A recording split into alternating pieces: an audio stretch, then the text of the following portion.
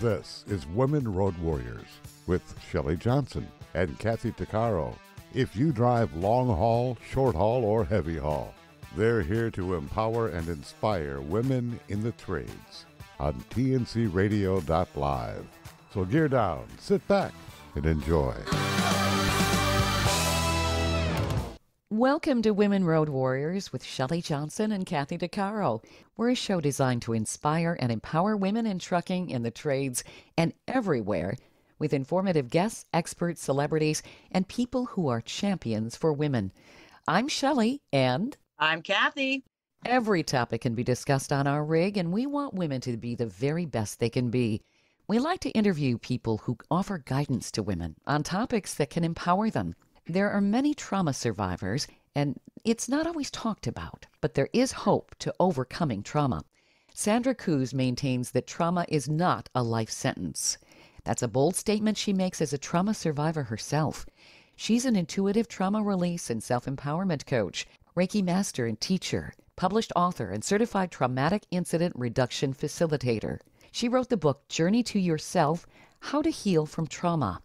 Sandra maintains that healing from trauma is not a linear process, it's multidimensional. She's with us today to provide some very helpful insight to our listeners. Thank you so much for being with us, Sandra. Hi, Shelley and Kathy. Thank you so much for having me. So if you wouldn't mind, tell us a little bit about yourself and how you help people with trauma. Well, I'm an intuitive trauma release and self-empowerment coach. I'm a certified traumatic incident reduction facilitator, published author, Reiki master teacher, and I'm the owner of Rise Above Your Story. Now, how I got here is a journey in itself. My story started when I was 12. I was molested. Then when I was 14, I was sexually harassed. When I was between 16 and 17, I was bullied in school. Between the age of 19 and 25, I was sexually assaulted multiple times, and with the age of 22, I was raped. Then after I went to see a psychologist a couple years after I was raped, he listened to me in the first session, and then afterward he said, I believe you already worked through it all. What am I supposed to do? Oh, my goodness.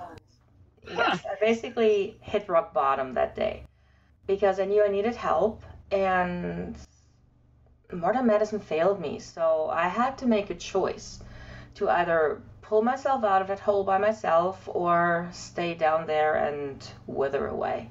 And I pulled myself out. Wow. Good for you. Oh, Thank absolutely. you. That takes tremendous strength. And how unfortunate that you're basically being told, just get over it, right? Yeah, from a doctor, and I couldn't believe that. I guess it was in the late 90s, and back then I don't think they really understood what trauma really meant. Even doctors today don't really understand what it means. I agree with you on that one. Yep, Yeah. 100%. They say, oh, get over it, or here's some antidepressants. Well, you know what? I was told pills don't fix it, and I know pills don't fix it. You got to fix it. You got to figure it out. So, Exactly. yeah. I But never does it took happen? pills. No, me neither. Thank God. That's all I got to say. Because then I'd be addicted on something else. Exactly, is and true. that's a scary thought. Yeah, here's Yeah. a pill. Just take a pill and get out of my office. And Right. that is not helpful. And when you look at people who abuse substances, alcohol, drugs, a lot of times the root cause is trauma. Exactly. 100%. And a lot of rehab centers don't even touch on that subject. Still. Yep, you're right. I was lucky enough that in my in my center that I went to for women specifically, because Sandra, I don't know if you know, but I have my own personal story, which is almost exactly like yours. Abuse since I've been in a foster home since I was like age of 3 and 4, and then sexually molested as a kid, and then raped at 14, attempted rape at 15, drugged and raped at 18, gang raped at 19. And then I had extremely violent relationships where there's, again, spousal rape. And so when not dealing with it, it adds up, right? And it has to go somewhere. And, just like I say, when I give my workshops, when my years of nursing, when you look at wounds, external wounds, what happens when you don't take care of a cut, right? It becomes infected. And if you don't take care of the infection, it can go septic and it can eventually become gangrenous and kill you. Well, it's the same with the internal wounds, is it not? Right? If you don't take care of the internal wound, well, it's got to do, what does it do? It'll fester. It festers inside. And what happens when that festers? Do you make good decisions? No, because it affects your mental health. It affects the way you think. It affects the way you do things because you're carrying this around everywhere you go. And your self-esteem, depression, all sorts of addicting habits come out of that, right? It's very true. I use a similar analogy with my clients and in my book. It's kind of funny. What's the analogy that you use, Sandra? The analogy I use is that how to explain trauma, why we can't let it go. Mm-hmm. So I use the example of the paper cut. So you open a letter, you're really excited about it, and before you know it, you have a paper cut. So what do? You hold it under running water, maybe put a Band-Aid on it and forget about it. But really, what happened to that finger was it got traumatized. It has a cut. But you don't give it a light of day because you know your body is self-healing. So you're basically, there will be scab on that cut, and the scab will fall off once the skin underneath is healed. Now, our body is self-healing, but we're not taught that it's self-healing on all levels, which means trauma is also a wound. It's an emotional one. But we are being stuck in the story. The only way for us to heal is we believe we have to go back in time and make it unhappen, but we can't, and so we don't know how to release it because no one taught us.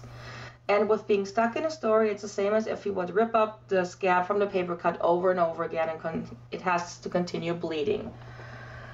But if we allowed our body to do what it's meant to do, to heal, then it can heal trauma as well. We just have to understand how. Why is it that people don't even know that they're harboring this kind of wound? It's like the brain stuffs it somewhere, but it's still there festering, and people can't grasp it to fix it. Well, I do believe because our generations before, we were taught to just suck it up. It happened. You don't talk about it. You move on with your life. Right. And we're not allowed to talk about it. I remember me from Germany, when the first time I openly talked about my trauma, my mother was like, well, what would the neighbors think if they see your story in the newspaper? And I was like, Mom, it would help them. She couldn't understand because we're so conditioned to not talk about the bad things that happen because people will use that against you, like talk about it and so or we're taught that what happened, it was a long time ago. What happens in the past stays in the past. Don't worry about it. Move on. Let it go. All these things. But you can't just forget about it. You get the flashbacks that come all the time, and it's there, right? Exactly. At some point, the flashbacks are so bad you can't ignore it anymore. Oh, I know. And that's how, I drank for a long time just to forget about it, to heal that pain. Well, really, it only numbs it. It doesn't really do anything. Yeah. It's very true. Stay tuned for more of Women Road Warriors coming up. Industry movement Trucking Moves America Forward is telling the story of the industry. Our safety champions, the women of trucking, independent contractors, the next generation of truckers, and more. Help us promote the best of our industry. Share your story and what you love about trucking. Share images of a moment you're proud of. And join us on social media. Learn more at truckingmovesamerica.com.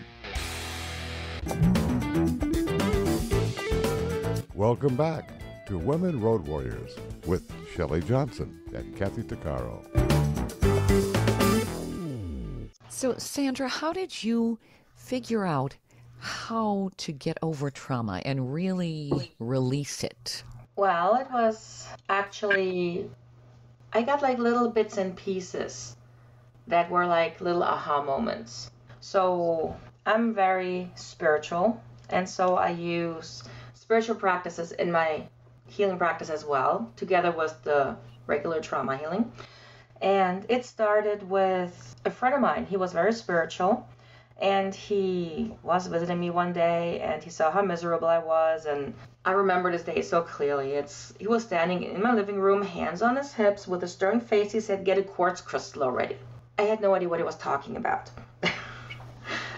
But the thing is, I do believe that nature gives us everything we need to heal. And crystals have been scientifically proven to emit energy waves that can alter how the brain waves work.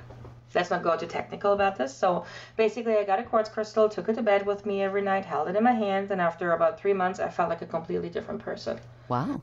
So that was my introduction to spirituality, natural healing, and the beginning of my healing journey. Then I had my last boyfriend before I met my husband.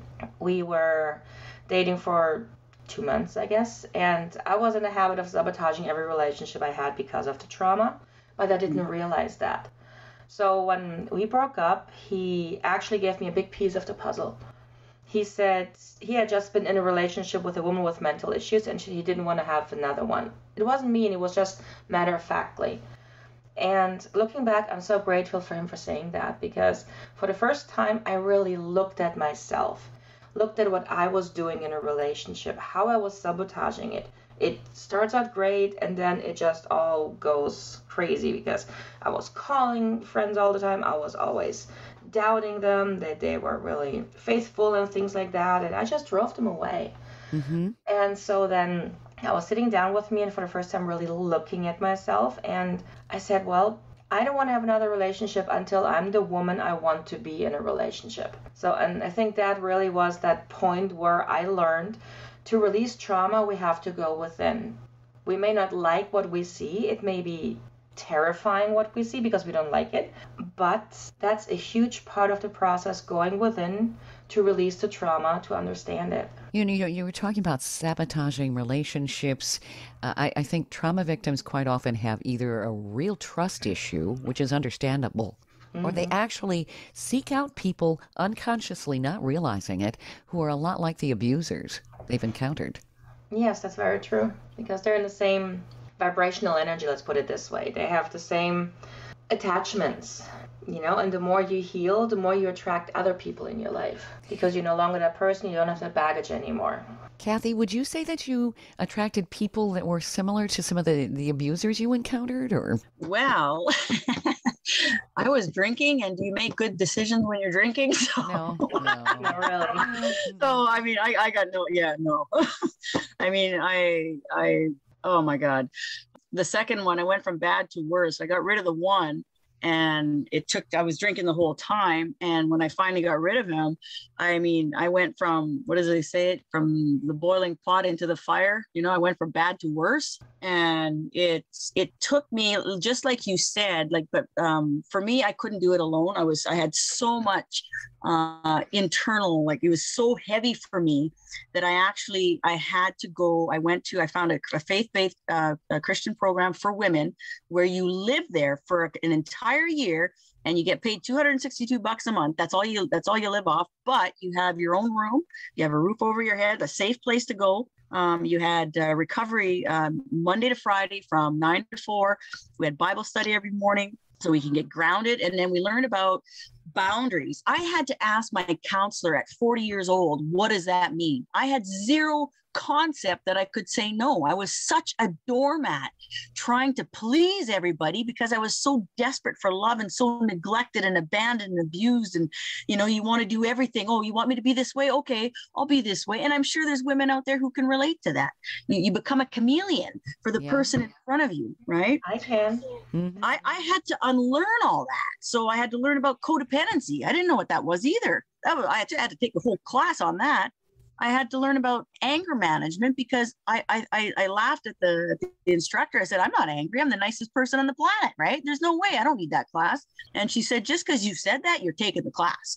Because anger comes out in sneaky ways. It comes out not necessarily as aggression, which I thought anger manifested like in violence because that's all I know.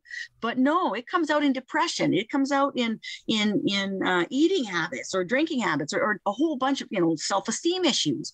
I didn't realize how much anger that I was internalizing to my aggressors, right? And another thing is learning to forgive.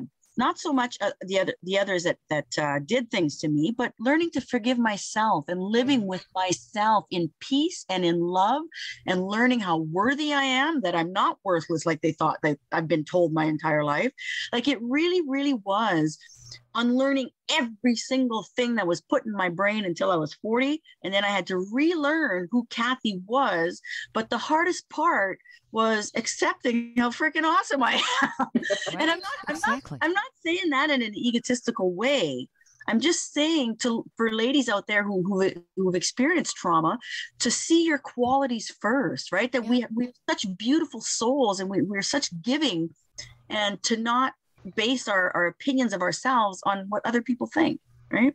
We have to love ourselves. Yeah.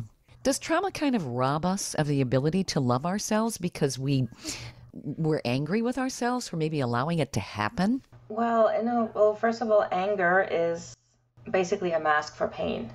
It's easier to be angry than really allowing the pain to come through. And then, yes, self-love is something that we lose. I mean, when we're traumatized, the first thing that we lose is our sense of being in control, because whatever happens has like the rug pulled out from underneath us. So we lose our sense of control, which is why there's so many perfectionists out there. Perfectionism is a trauma response, or, needing to be in control in any way possible. That's where abusers, start to be even more abusive, because it's easier to abuse someone, be in control of someone, than to actually deal with their own emotions. So, but the beautiful thing is, everything you want to be is already within you. It's just buried. So if you want to be more courageous, that is already within you, lying dormant, waiting to come up. And what I love about the trauma healing that I do, it brings to the surface the trauma, releases it very quickly, and who you really are is automatically coming to the surface. You don't have to relearn. You don't have to retrain.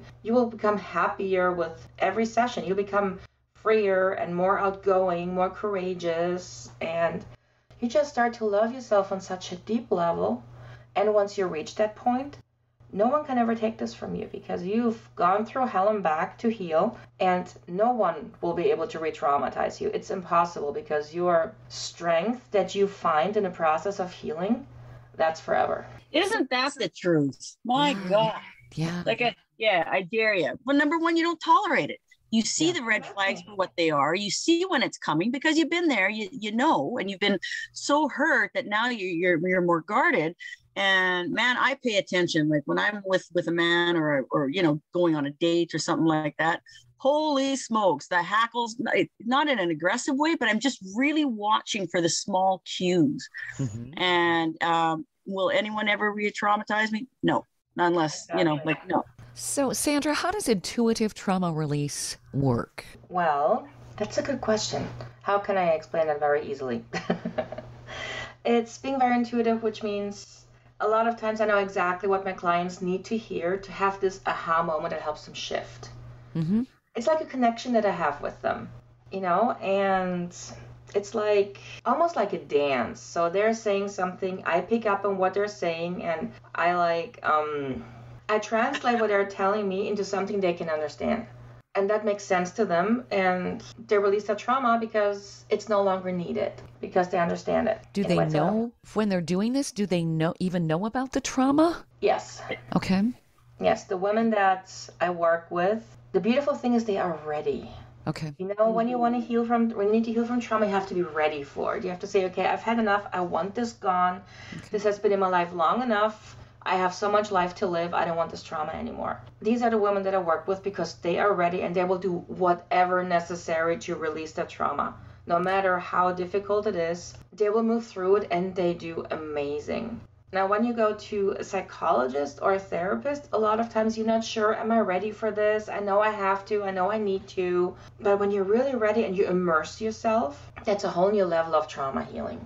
Do you see women that keep pushing themselves and pushing themselves and pushing themselves, refusing to even acknowledge that till the point, like you said, until they're ready?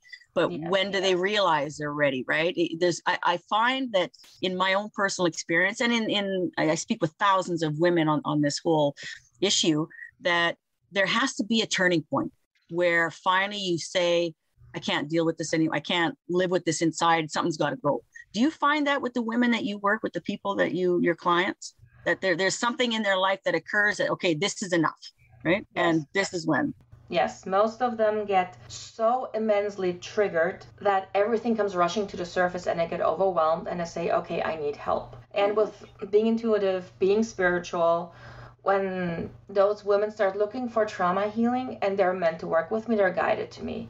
And the message that I send out is resonating with them. So I know that the women I work with are meant to work with me because I'm the right fit for them. Because there's so many different ways to heal trauma. It's truly incredible. I mean, I do traumatic incident reduction. It's the most amazing modality no one has ever heard of. What is that? It's a modality created in the 1980s, the same with EMDR. Mm-hmm. But EMDR got like the scientific funding and everything. So for those who aren't familiar, what is EMDR and then what is traumatic incident reduction? EMDR is eye movement desensitization therapy, which means you release triggers by just looking at it, in a nutshell. Now, TIR is the same principle, releasing triggers. It's designed for people with deep trauma and PTSD. Okay. And it's more like coaching in a way that the facilitator asks questions. And it's a modality that's predictable because it's always the same. No matter which TIR facilitator you go to, it's always the same, which makes it easy for the client because they know what to expect. Mm-hmm. And it's a modality that helps so fast, like 5 to 6 sessions, and you can release one traumatic event. And it's gentle because you start releasing mini triggers with every session through the questions. And then the very last session, when you go into the incident, you have released so many triggers already that it's just the very last trigger that is left. And once that is released, the trauma just falls away. There's no emotions attached to it. And let's say if I would say, well, I was raped, to me, it feels just like I would say, well, my floor is brown. No emotions attached to it.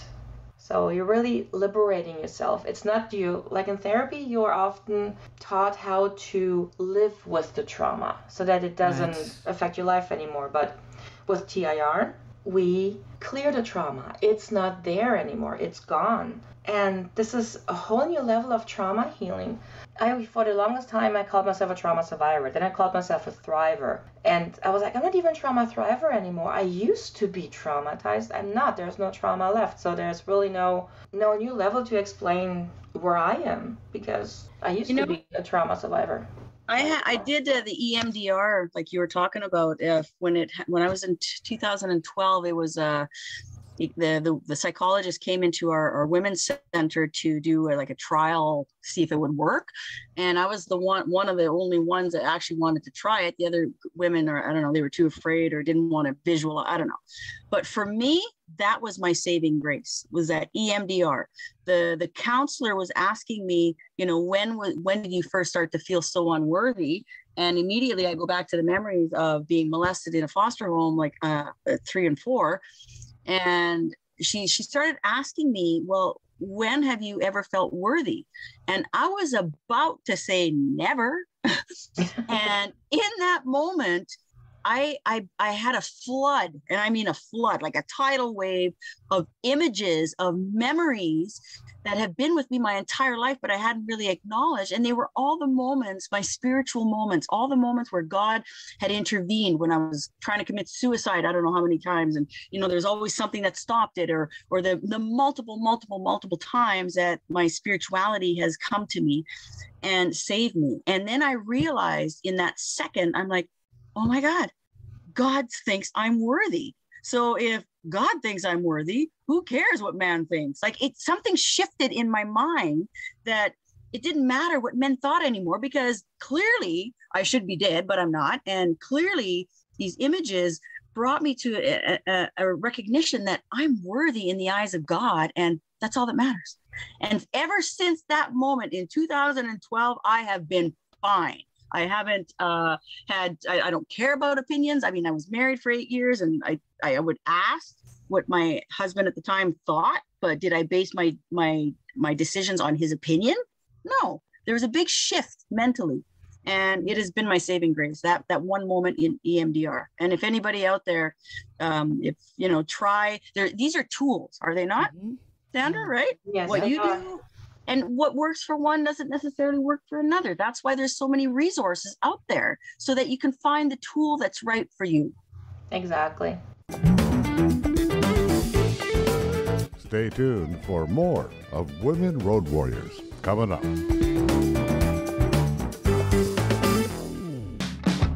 Trucking Moves America Forward, or TMAF, is building a positive image of trucking by telling the story of the hardworking drivers and industry professionals who support the industry. And you can be a part of it. Learn more about TMAF and how you can join and be a part of the industry movement working to build a strong image of trucking by visiting TMAF's website at truckingmovesamerica.com.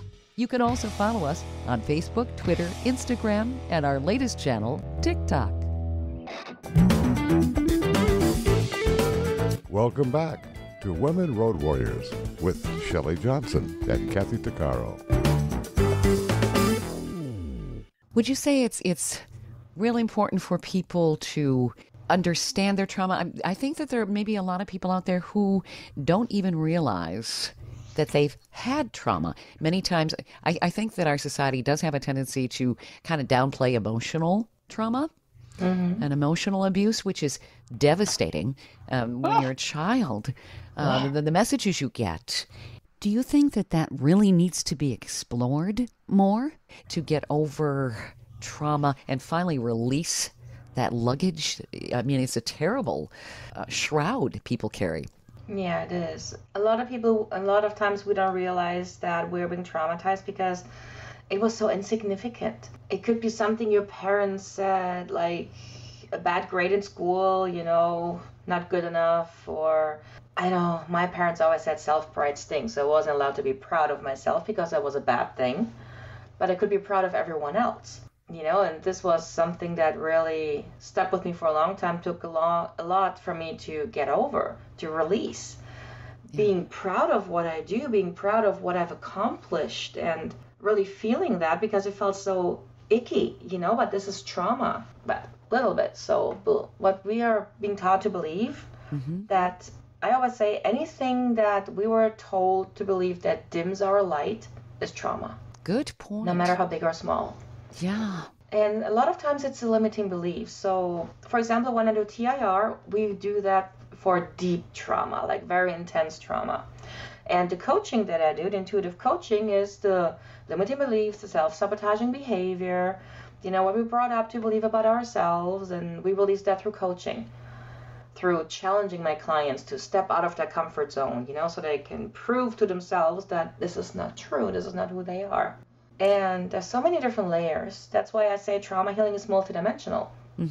Because yes, you need the trauma healing to release the deep-seated trauma, but then you also have to go into the next level of unlearning, unbecoming who you were taught to be, so that you can become who you actually are. And then the next level is ancestral and generational healing, because so many wounds are passed down through generations that affect us immensely, the beliefs and the trauma that hasn't been released. And it's incredible the baggages we carry around with us that are not even ours to have. And it isn't talked about in families. And quite often, when you try to do some history on it, the people have died, so you can't talk to them. Right. But you can only wonder, how did all of this evolve? and even in a family, you could have maybe two sisters, and one sister's going to, say, raise her kids one way, and one's going to raise her kids in a very abusive way. There's no logic to any of it. No. And it is kind of like playing private detective when you're trying to figure out yourself so that you can heal. And then there's still those moments where there's a trauma you may not remember. The brain won't let you. Right. Oh, it's interesting that you say that, Shelley, because I took the first time around in that women's center, I had to take a 12-week sexual assault recovery group. There was just a very small group of us. Mm-hmm. And I gave it my all. I mean, I dug deep and I thought I had it all out. And the second time around, when I went back, I had relapsed and I couldn't figure out why I relapsed. And I thought I did it all. When I went back and I had to retake this 12-week, sexual assault recovery class, well, son of a gun, if all of a sudden, now that I had gotten rid of the most of it, I uncovered more trauma that had been buried so deep that I had forgotten about it. Or I had pushed it away. So the second time around, it's like an onion. There's so many layers. And it took me a total of 2 years in that women's center to actually heal as a whole, because there was layer after layer after layer. And I'm like, well, where did that come from? Right. Yeah. And it's not because I didn't try. It's just because I had hidden it so at the recesses of my mind. And I think the post-traumatic stress that comes from some of these deep layers. Yeah. And like Sandra, I want to tell you, for me and for women out there, what worked for me, because my trauma was, when I get these moments, is to self-talk my way through them, because when they hit, you're not anywhere near resources. That's just Murphy's Law, right? Right. And so how do you help yourself? So I'll give you an example. When I got the job in mining, here I am going with all these big, tough, heavy equipment operators, these big, tough dudes. And I was the third woman there. It's very intimidating for me. I mean, I got man issues. It was really hard for me to have a voice. Well, that first month I'm coming through in this truck, and here I'm driving through the intersection, and I had to call ahead. There are security guards because these trucks are so big. And there's a lineup of trucks on little pickups, because they block the road. So my truck can come through. And lo and behold, at the middle of the intersection, here I get the worst post-traumatic flash in my life. It hit me from behind like a tidal wave so hard, it took my breath right out of my lungs. And I went, and I started to hyperventilate. And all I could see, I hear him driving in the intersection. I mean, in this monster, and I couldn't see the road. I couldn't see the steering wheel. All I'm seeing is the most humiliating moments of my life. I'm hearing the screams and the name calling, and it's like I could see the words formulating, and I'm in the middle of the intersection. And so I did the only thing that I knew how, from using my tools, is I rolled down the window and I said, oh, hell no. And I took all that negativity and I tossed it out the window. And I said, my past does not define my future, like whatever, right? But the thing is, I had a gaping hole inside now that was just throbbing with pain. And so I had to replace the negative with a positive. And I did the only thing I knew how, is I'm looking by it. It was like I was in a parade because there was pickups on both sides of the road. So I did the queen wave. So I'm blowing kisses and I'm like, hi, yeah, it's Kathy. And I'm waving, I'm blowing kisses. It sounds stupid, but in that moment, I reclaimed my power. Mm-hmm. And that negative, I got it out of me. I got it out of my space. I replaced it with something positive and strong. And I said to all those, I won't curse, but all those men that, those people that had brought me down and said all these awful things, that I was no good for nothing, that I pollute the air, that I'm a waste of skin, yada, yada, yada. Who's driving this truck? Who is driving this truck? I'm like, look at you, Kathy. You're driving, not them. You. Yep. And ever since that moment, that was 9 years ago exactly, it's when something happens to me, because it still does, because I got 10 years sober and I still struggle sometimes, but I have to self-talk my way out of it. I have to re-anchor my own personal beliefs on not only my past, but all the fights that I did to get to where I am today. And I think self-talk is a really good tool that isn't talked about enough, that isn't mentioned about to women who are struggling, because, you always want to go to a psychiatrist or a psychologist, whatever, which is great, but they aren't there 24/7, right? Yeah. I mean, I talk to myself a lot. I go into my bedroom and I talk to the wall. when I'm frustrated. And I say things nobody'd really want to be hearing. And I tell off somebody, or, I have to release that. Is that a healthy thing to do, Sandra? Is it a way for us to kind of take back some power sometimes that way, or? Well, there is no right or wrong way on your healing journey. Whatever works for you, do that. Now, for me, I'm also having the odd trigger come up every once in a while, but I use the trigger release formula that I help my clients understand. It's really, I try to understand the emotion that I'm feeling, and then I follow the emotion and I ask myself, where did I feel like this before? It's kind of like what we do in TIR and EMDR. So it's the same process, going back to where did I feel like this before? And then I look at it and bring understanding to it. If I feel it's necessary, I send love to my younger self and release that memory. And then I ask myself, okay, where else did I feel like this before? And I go back to the next memory and the next and the next until I get to the very first one and release it. And either the trigger gets easier if it's something intense, or it just fades away and it's not necessary anymore. It's interesting how these triggers can work, because a trigger can come out of nowhere and the hair on the back of your neck just stands straight up. Yep. Yes. It could be something, a tone of voice, or something you haven't heard in a long time, but bam. and there's that memory there. It's still there. Like was it the other day, a coworker decides he thought it was funny. He would hide behind, I was coming down the hall. He hid behind one of these big laundry baskets that was there and jumped out in front of me and screamed his head off and scared the living daylights out of me. Like I almost peed my pants. I teared up because he was the aggression, and it was a man, and jumped out in front of me because my ex stalked me and he would, all this stuff. Well, even it's been since 2007 that I left that guy. It's still there. Yeah. Right. It's still there. It's still raw. I think it requires daily work. Will it ever go away? I'm not sure. I think it's just the tools have become so ingrained now that it becomes a different kind of habit, right? But triggers, they're definitely there, and they sneak out literally. And I think it's a process, isn't it, of people trying to find answers, to rediscover themselves. Is that part of the recovery, to get rid of trauma and put it in its place? Because this is an assault on us from other people where we lost ourselves, isn't it? Yes, it is. You got to change the story you're telling yourself. Do you agree, Sandra? Yes and no.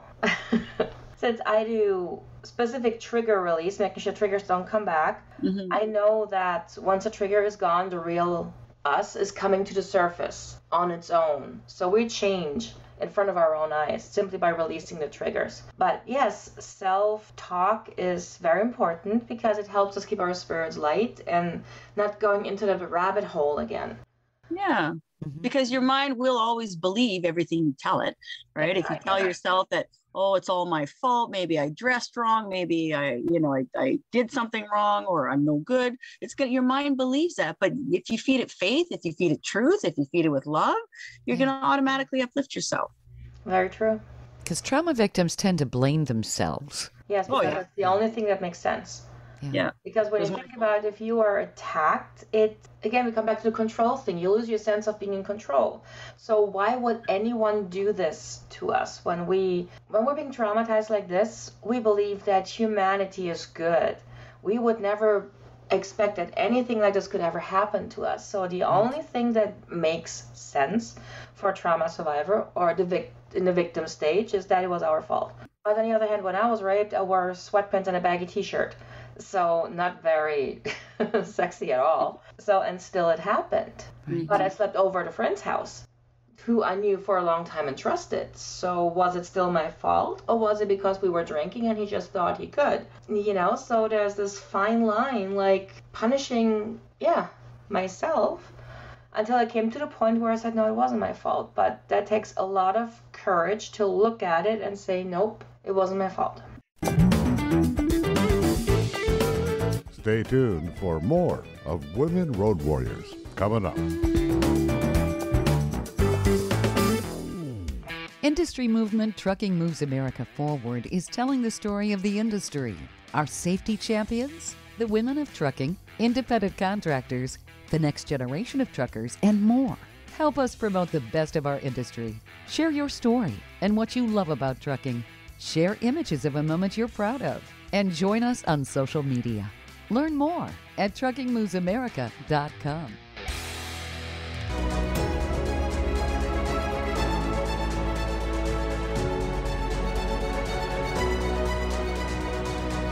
Kathy Tuccaro is nothing short of amazing.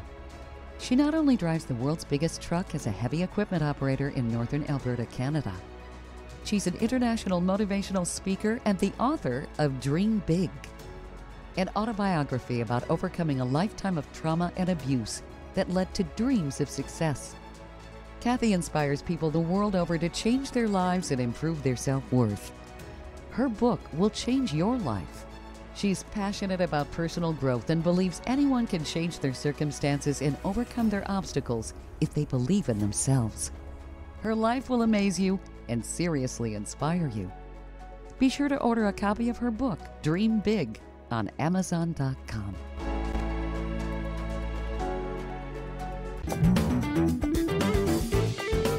Welcome back to Women Road Warriors with Shelley Johnson and Kathy Tuccaro. I think women are kind of conditioned too to believe it is their fault when they have questions. If somebody has assaulted them, what were you wearing? You know, Exactly. I know, right? I mean, that's not even a question that should be asked. An assault is an assault. Exactly. It doesn't matter what somebody's wearing. And two, when children are growing up and they're being emotionally assaulted or physically assaulted by people they want to and believe they can trust, that causes so much disruption in their minds. Yeah. It really does. And that's traumatizing right there. And they have to be in a state of hypervigilance, right? Yes. And they're being so conditioned, and they will carry this into relationships because it's like they don't know any better, and we're all brought up the way we are. When you talk to a child who has been abused, they don't even know they've been abused. Yes. Right. And that's a scary thing. Well, they think it's normal. Yeah, exactly. And this is so sad. I mean, my mother always was beaten by my grandmother, but she says she swore she would never beat me and my sister. She never did. But she gave us the silent treatment. And the silent treatment did so much to my self-esteem. Yeah. It's unbelievable. I was so afraid of speaking up, speaking my mind, worried that people would get angry or not talk to me if I would give my opinion. I lost my voice because of that silent treatment. But my mother didn't see it as abuse because she didn't beat us. You know, so it's always a slippery slope. Most of the time, parents don't even realize what they're doing. Sure. It's their conditioning. Yes, exactly. But you can only realize that and have compassion for your parents once you heal your own trauma and you rise above it. Then you can look back and say, yeah, now I understand why my parents did what they did. But is it normal to go through some anger as you're trying to go through that process? Yes. Yes, it's usually in the survivor stage. I mean, the victim stage, you're just still so in the trauma. You are just still the victim and replay the story in your mind over and over again. Try to make sense of it and ultimately blame yourself for whatever happened, no matter how big or small the trauma was. But then when you get into the survivor stage, you are starting to get angry because you realize it wasn't your fault and this was done to you. But the anger is just a mask for pain, like I said, for pain and judgment, because you judge yourself. You're angry at yourself for allowing this to happen. You will basically punish yourself for not saying no or not pushing that guy away or not doing more, even though that's ridiculous because in the moment there was nothing you could have done. And this is what I see with my clients, the hardest to get through to them, not to punish themselves because they had no choice. What happened exactly the way it did happen, and nothing could have changed that. This is a hard lesson to really release that notion that we could have done something different, because you can't go back in time. Not yet, at least. Who knows, in a few hundred years maybe. Right. But you can't make it unhappen. So punishing yourself is you're re-traumatizing yourself. That's a whole new level of trauma because you're punishing yourself. You're the one person you can never get away from. Right. So you can treat yourself so horribly and there's nothing you can do. You treat yourself worse than you would allow any friend to treat you. Sure. And this is something that I always shift with my clients, that instead of punishing themselves, they start to have compassion for themselves, love themselves, respect every part of themselves, embrace themselves, and especially the part from them that is hurting, to really release. Because if we can love ourselves, who can? Trauma victims tend to run away from themselves or basically beat on themselves, don't they? Yes, they do. A lot. It's the only way to mask the pain without having to look at what happened, not to relive it. So we punish ourselves. Mm-hmm. Put pain on pain. It's the only thing we know. And so it's easier to live like this with punishment for ourselves, because then we don't have to because we cannot punish our abusers. It would be nice if we could, but that isn't always realistic. Yes, and really, is this the best choice? Right. I mean, an eye for an eye is not always the best thing, because ultimately your abuser will get away with it and you end up in jail. Right. So, yeah, justice system is not always fair. No, it's not. But really, it's not about the abuser, it's about the story. When I try and explain to my clients how we can release, I always draw a picture. There's like a circle in the middle, that's the situation. Then there's, on the left side is you, and on the right side is the abuser. Now, you cut yourself off from that situation, and the situation together with the abuser falls away. So you don't have to go all around to the other side of the circle and get rid of the abuser, or cut them off from the situation. No, you release the whole situation and the abuser is gone as well. It's much easier and faster. And so, yeah, we're always trying to go back into the story and try and change it. But we cannot change what happened. We can only change how we react to it. Very true. I think we're trying to figure it out and make sense of it too. That's Yes. part of the whole process. Right. So where can people reach you? I would assume you work with people remotely, correct? Yes, I do. Well, yes, I do work over Zoom. Sometimes if they're in the area, I work from home with them, but that's usually rare.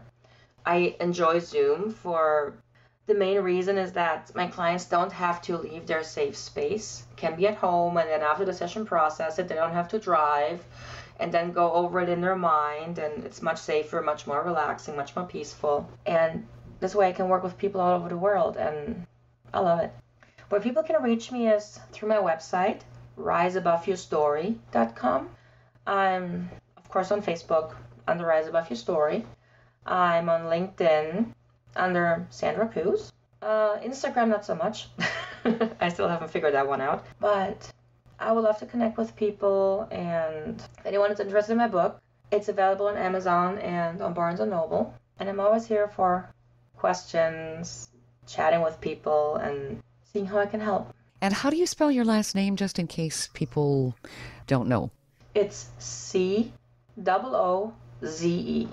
And your website again? riseaboveyourstory.com. I love that. Thank you. It really is. It's kind of a rebirth. Find yourself. What is it, Kathy? You have a phrase, not aspire higher. What is it? It's vibrate higher. There. Yes. Yeah. I like that. Yeah, vibrate higher, because there's always negativity that's going to be around you. Instead of falling into that, because you can, just vibrate higher. Just bring yourself above whatever's going on, and it changes everything. It works. It works. That's wonderful. I really enjoyed talking with you, Sandra. Oh my God, this was so good. As did I. Thank you so much. There's so much, the message is just stuff it. Don't talk about it. It didn't happen. Deny it. Just get over it. That's Exactly. so much needs to change. Yep. And then you have broken adults who don't know how to have a fulfilling, empowering relationship, who just get trigger after trigger after trigger, and they're miserable, have no idea why. And it's interesting how parents can maybe treat one child differently than the other. Mm-hmm. So the outcomes are different with the kids too. Yes. You can have an empath and a narcissist in the same family. And it'd be really interesting to see that. How one child can turn out this way, another child can turn out that way, and they had the same parents. Can I want to end on something positive. I have a board that's right across my desk as I'm looking at it, and as I'm listening, I'm thinking, I came across a text that a young girl had messaged me. She attended one of my workshops, and she's allowed me to share it when I need it. Can I read it to you guys? Sure. Please. Okay. This young girl attended one of my workshops, and I had no idea that she had been assaulted at all. She was 18. Anyway, so this is what she texted me, and I made a screenshot and I cut it out and I laminated it, and it's here on my board. And it says, Kathy, I just wanted to say thank you. I was thinking back on everything today and thinking about everything I've overcome, how things have been going lately, and how different they are today rather than a year ago. This is when I met her. I have you to thank. I thought I was never going to live down being raped. I never thought I'd make something out of myself again. I never thought I was going to find my strength and pull myself up over and over again. I thought I made it as far as I possibly could. I used to have thoughts about suicide over and over again, thinking maybe that just maybe that would put the end to the constant triggers and flashbacks. But after meeting you and seeing how strong you were and how you keep fighting and how successful you've become, it gave me faith again to try harder, to get back up again and give it another go. Here I am. Over a year later, when I personally didn't think I was going to live another year and things couldn't have been better, goals have been chosen and achieved. It says, I want to thank you and that I can get up back and where I need to be. Yeah. Wow.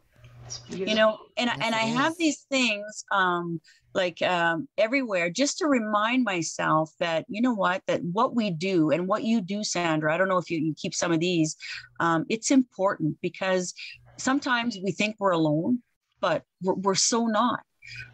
It's just the ripple effect that, Sandra, that you create worldwide. Sometimes we don't see it. The ripple effect that I create worldwide, I don't see it. But it's when I get little random messages like this that I'm like, this is why I do what I do, right? Yes. Like it's just, it's so important to keep doing what we do, and everybody out there who's doing their own in their own community. It doesn't have to be major, like, you know, publicly. It can just be giving a hug to your sister who's been traumatized, or your cousin or your nephew or whoever, right? Yeah. Right. And I really believe that in order to change a community, to help something grow, you have to help at least one woman, because that one woman is going to help her daughter, her sisters, her nephews, her mother, the cousins, everything. And that is how healing begins, with one person. It's very true. Yes, it does. Absolutely. Yeah. That's powerful. Thank you for sharing that, Kathy. Right. And I think it's important for people to recognize the good that we do and not just focus on the mistakes. Right. Yes. And because it's too easy to see that. Right? Yep. But, that's awesome. Yeah. When we give to others too, and you can see their growth and their, even if they don't say anything, you really, you can't help but feel, wow, you know, this is why I'm here. I mean, it's a sense of purpose and paying it forward. I mean, that's the way it should be. It's very true. Mm-hmm. Well, this has been wonderful, Sandra. So good. Thank you so much. I had so much fun. It's weird saying you have fun talking about trauma, but once you've healed, you see it from a different perspective, sure. And sharing your knowledge is just such a blessing. Yeah. So ladies listening, anybody listening, reach out to Sandra, reach out to Shelley, reach out to myself, to the show, whoever, but reach out to someone. Get the help that you need. Absolutely. Sandra, you're phenomenal. Thank you. Thank you. You've been listening to Women Road Warriors with Shelley Johnson and Kathy Tuccaro. If you want to be a guest on the show or have a topic or feedback, email us at info@tncradio.live.